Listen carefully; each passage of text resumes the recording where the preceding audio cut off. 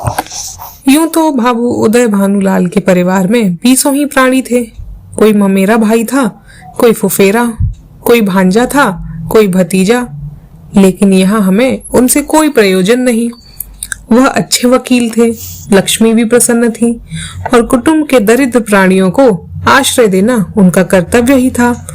हमारा संबंध तो केवल उनकी दोनों कन्याओं से है, जिनमें बड़ी का नाम निर्मला और छोटी का कृष्णा था। अभी आजकल दोनों साथ साथ गुड़िया खेलती थीं। निर्मला का 15वां साल था, कृष्णा का 10वां। फिर भी उनके स्वभाव में कोई विशेष अंतर नहीं था। दोनों चंचल, खिलाड़िन और सैर तमाशे पर जान देती थीं। दोनों गुड़ियों का धूमधाम से ब्याह करती थीं। सदा काम से जी चुराती थीं। माँ पुकारती रहती थी, पर दोनों कोठे पर छिपी बैठी रहती थीं कि न जाने किस काम के लिए बुलाती है। दोनों अपने भाइयों से लड़ती थीं, नौकरों को डांटती थीं और बाजे की आवाज सुनते ही द्वार पर आकर खड़ी हो जाती थीं। परंतु आज एकाएक एक ऐसी बात हो गई है जिसने बड़ी को बड़ी और छोटी को छोटी बना दिया। कृष्णा वही है, पर निर्मला बड़ी गंभीर, एकांत प्रिय और लज्जाशील हो गई है। इधर महीनों से बाबू उदय भानुलाल निर्मला के विवाह की बातचीत कर रहे थे। आज उनकी मेहनत ठिकाने लगी है। बाबू भालचंद्र सिन्हा के ज्येष्ठ पुत्र भुवन मोहन सिन्हा से बात पक्की हो गई है। वर के पिता ने कह दिया है कि आप अपनी खुशी से ही दहेज दें या ना दें, मुझे इसकी परवाह नहीं। हाँ, बारात में जो लोग आए उनका आदर सत्कार अच्छी तरह होना चाहिए, जिससे मेरी और आपकी जग हंसाई ना हो। बाबू उदय भानुलाल थे तो वकील, पर संचय करना न जानते थे। दहेज उनके सामने कठिन समस्या थी। इसलिए जब वर के पिता ने स्वयं कह दिया कि मुझे दहेज की परवाह नहीं, तो मानो उन्हें आंखें मिल गई हों। डरते थे न जाने किस किस के सामने हाथ फैलाना पड़े। 2-3 महाजनों को ठीक कर रखा था। उनका अनुमान था कि हाथ रोकने पर भी 20,000 से कम खर्च न होंगे। यह आश्वासन पाकर वे खुशी के मारे फूले न समाये। इसकी सूचना से अज्ञान बालिका को मुंह ढांपकर एक कोने में बिठा रखा है। उसके हृदय में एक विचित्र शंका समा गई है। रोम रोम में एक अज्ञात भय का संचार हो गया है। न जाने क्या होगा। उसके मन में वह उमंग नहीं है जो युवतियों की आंखों में तिरछी चितवन बनकर, होठों पर मधुर हास्य बनकर और अंगों में आलस्य बनकर प्रकट होती हैं। नहीं, वहां अभिलाषा नहीं है, वहां केवल शंकाएं, चिंताएं और भीरू कल्पनाएं हैं। यौवन का अभी तक पूर्ण प्रकाश नहीं हुआ है। कृष्णा कुछ कुछ जानती है, कुछ कुछ नहीं जानती। जानती है बहन को अच्छे अच्छे गहने मिलेंगे, द्वार पर बाजे बजेंगे, मेहमान आएंगे, नाच होगा, यह जानकर प्रसन्न है। और यह भी जानती है कि बहन सबके गले मिलकर रोएगी, यहाँ से रो धोकर विदा हो जाएगी। मैं अकेली रह जाऊंगी, यह जानकर दुखी है। पर यह नहीं जानती कि यह किस लिए हो रहा है। माताजी और पिताजी क्यों बहन को इस घर से निकालने को इतना उत्सुक हो रहे हैं। बहन ने तो किसी को कुछ नहीं कहा, किसी से लड़ाई नहीं की। क्या इसी तरह एक दिन मुझे भी ये लोग निकाल देंगे? मैं भी इसी तरह कोने में बैठकर रोऊंगी और किसी को मुझ पर दया न आएगी। इसलिए वह भयभीत भी है। संध्या का समय था। निर्मला छत पर जाकर अकेली बैठी आकाश की ओर त्रसित नेत्रों से ताक रही थी। ऐसा मन होता था पंख होते तो वह उड़ जाती और इन सारे झंझटों से दूर जाती। इस समय बदुआ दोनों बहनें कहीं सैर करने जाया करती थीं। बग्घी खाली न होती तो बगीचे में टहला करती थी। इसलिए कृष्णा उसे खोजती फिरती थी। जब कहीं न पाया तो छत पर आई और उसे देखते ही हंसकर बोली, तुम यहाँ आकर छिपी बैठी हो और मैं तुम्हें ढूंढती फिरती हूँ। चलो, बग्घी तैयार करके आई हूँ। निर्मला ने उदासीन भाव से कहा, तू जा, मैं ना आऊंगी। कृष्णा, नहीं मेरी अच्छी दीदी, आज जरूर चलो। देखो कैसी ठंडी ठंडी हवा चल रही है। निर्मला, मेरा मन नहीं चाहता, तू चली जा। कृष्णा की आंखें डबडबा आई, कांपती हुई आवाज में बोली, आज तुम क्यों नहीं चलती हो? मुझसे क्यों नहीं बोलती हो? इधर उधर छिपी फिरती हो। मेरा जी अकेले बैठे बैठे घबराता है। तुम न चलोगी तो मैं भी न जाऊंगी, यही तुम्हारे साथ बैठी रोऊंगी। निर्मला, और जब मैं चली जाऊंगी तब क्या करेगी? तब किसके साथ खेलेगी और किसके साथ घूमने जाएगी बता? कृष्णा, मैं भी तुम्हारे साथ चलूंगी, अकेले मुझसे यहाँ नहीं रहा जाएगा।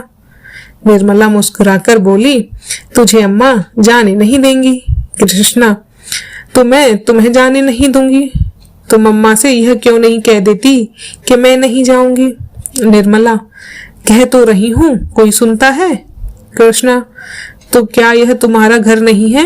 निर्मला कहती है, नहीं, मेरा घर होता तो क्यों जबरदस्ती निकाल देते? कृष्णा बोली, इसी तरह किसी दिन मुझे भी निकाल दिया जाएगा। निर्मला, और नहीं क्या, तू बैठी रहेगी? हम लड़कियां हैं, हमारा घर कहीं नहीं होता। कृष्णा, चंदर भी निकाल दिया जाएगा? निर्मला, चंदर तो लड़का है, उसे कौन निकालेगा? कृष्णा, तो लड़कियां बहुत खराब होती होंगी। निर्मला ने कहा, खराब न होती तो घर से क्यों भगाई जाती? कृष्णा, चंदर इतना बदमाश है, उसे कोई नहीं भगाता। हम तुम तो कोई बदमाशी भी नहीं करते। एकाएक चंदर धम धम करता हुआ छत पर आ पहुंचा और निर्मला को देखकर बोला, अच्छा आप यहाँ बैठी हैं? ओहो, अब तो बाजे बजेंगे, दीदी दुल्हन बनेगी, पालकी पर चढ़ेंगी। ओहो ओहो।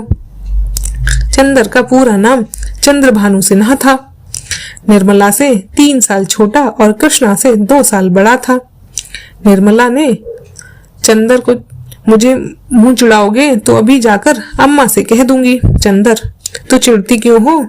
तुम भी बाजे सुनना, अब आप दुल्हन बनेंगी। क्यों किशनी, तू बाजे सुनेगी ना? बाजे तूने कभी ना सुने होंगे। कृष्णा, क्या बैंड से भी अच्छे होंगे? चंदर, हाँ हाँ, बैंड से भी अच्छे, 1000 गुने अच्छे, लाख गुने अच्छे। तुमने जाने क्या एक बैंड सुन लिया तो समझने लगी है कि उससे अच्छे बाजे नहीं होते। बाजे बजाने वाले लाल लाल वर्दियां और काली काली टोपियां पहने होंगे, ऐसे खूबसूरत मालूम होंगे कि तुमसे क्या कहूँ। आतिशबाजियां भी होंगी, हवाइयां आसमान में उड़ जाएंगी और वहां तारों में लगेंगी तो लाल पीले हरे नीले तारे टूट टूट कर गिरेंगे। बड़ा मजा आएगा। कृष्णा, और क्या क्या होगा? चंदन, बता दे मेरे भैया। चंदन, मेरे साथ घूमने चल तो रास्ते में सारी बातें बता दूंगा। ऐसे ऐसे तमाशे होंगे कि देखकर तेरी आंखें खुली रह जाएंगी। हवा में उड़ती हुई परियां होंगी, सचमुच की परियां। कृष्णा, अच्छा चलो, लेकिन न बताओगे तो मारूंगी। चंद्रभानु और कृष्णा चले गए, पर निर्मला अकेली बैठी रह गई। कृष्णा के चले जाने से इस समय उसे बड़ा क्षोभ हुआ। कृष्णा, जिसे वह प्राणों से भी अधिक प्यार करती थी, आज इतनी निठुर हो गई, अकेली छोड़कर चली गई। बात कोई न थी, लेकिन दुखी हृदय, दुखती हुई आंखों में जिसमें हवा से भी पीड़ा होती हो। निर्मला बड़ी देर तक बैठी रोती रही। भाई बहन, माता पिता सभी इसी भांति मुझे भूल जाएंगे। सबकी आंखें फिर जाएंगी, फिर शायद इन्हें देखने को भी तरस जाऊं। बाग में फूल खिले हुए थे, मीठी मीठी सुगंध आ रही थी। चैत की शीतल मंद समीर चल रही थी। आकाश में तारे छिटके हुए थे।